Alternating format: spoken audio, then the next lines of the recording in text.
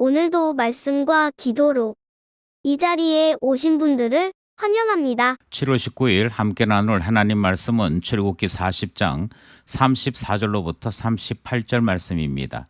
하나님의 임재와 동행을 지속해서 누리는 성도. 지금부터 본문을 읽겠습니다.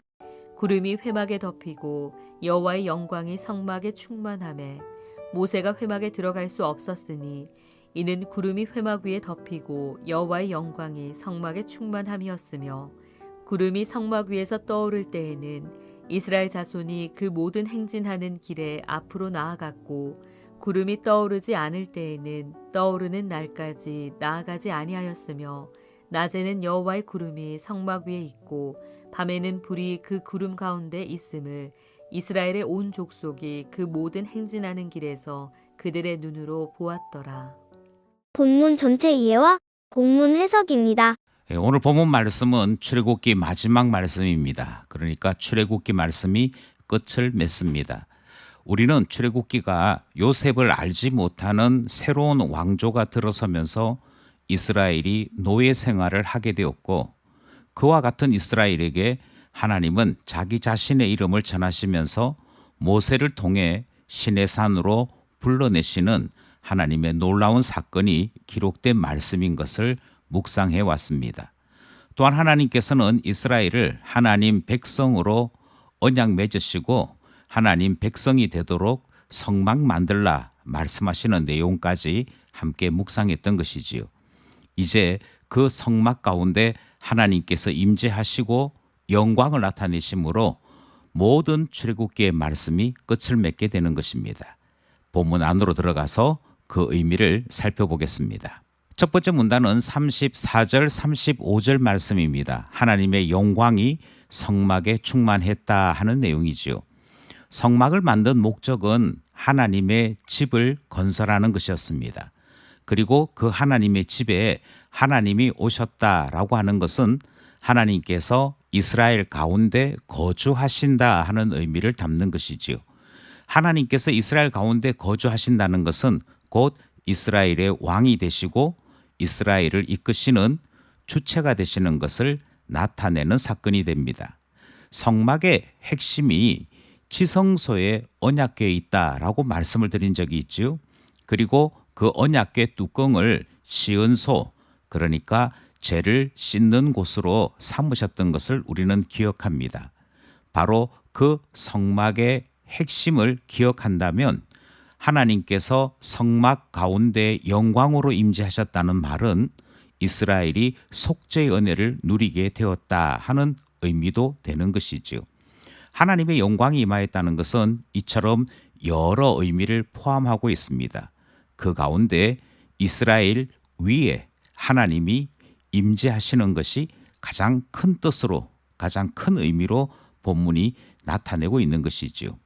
그 영광이 얼마나 대단했든지 그 영광의 지존함에 모세마저도 가까이 다가서지 못했다 하는 말씀이 오늘 본문에 기록되어 있습니다. 하나님의 영광이 성막에 충만하더라. 첫째 문단 말씀입니다. 둘째 문단은 36절 37절 말씀입니다. 하나님과 함께 나가기도 하고 멈추기도 하는 이스라엘의 모습이 기록되어 있습니다. 이스라엘이 진행하게 되는 모든 전적인 결정이 하나님 손에 달린 것을 오늘 본문이 알려주고 있습니다.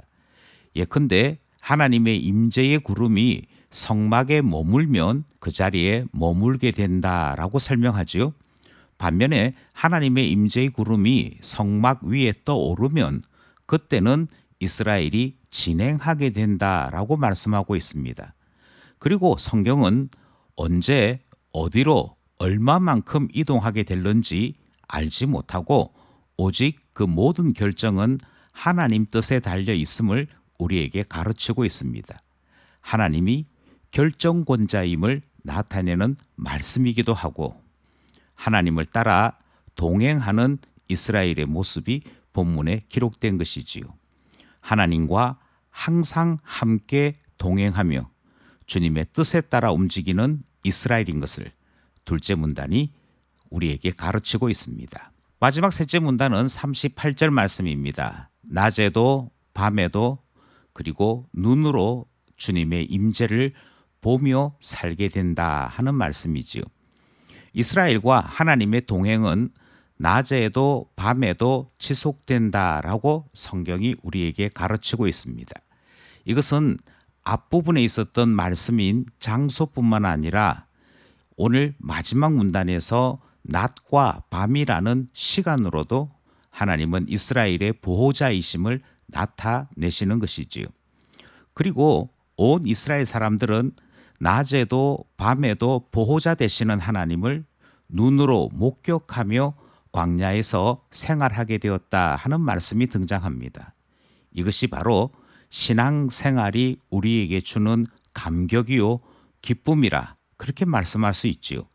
하나님이 나와 함께하는 것을 눈으로 목격하며 하루하루 살아가는 그 영광스러움이 신앙생활이기 때문인 것입니다. 바로 그 영광을 하나님이 보여주시더라 오늘 본문 말씀이었습니다. 말씀을 따라 기도하며 결단해 봅시다. 첫 번째 기도 제목은 하나님의 영광을 경험하는 것에 대한 기도입니다. 하나님 백성으로서 누리는 최고의 감격은 하나님의 영광이 임하는 것을 경험하는 것이지요. 예수님께서는 우리 모두가 하나님께로 나아가는 길이 되시고 은혜의 시은소가 되시는 것을 알려주셨습니다. 예수 안에 있으면 하나님을 보는 것이 되는 것이므로 본질을 누리는 신앙생활, 곧 예수 안에 살아가는 것이 되는 것이지요. 이 본질을 누리는 신자 되게 하소서 첫 번째 기도 제목입니다. 두 번째 기도 제목은 우리의 인생이 주님과 동행하게 될 때 가장 행복하고 안전합니다.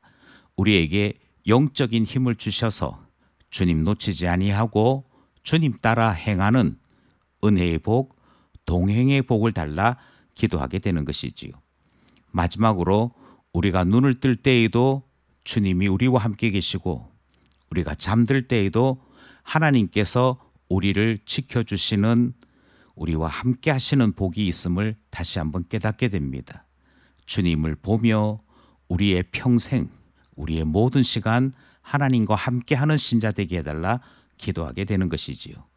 오늘도 말씀과 기도로 주와 함께 광야길을 걸어가는 우리 모두 되기를 간절히 소원합니다.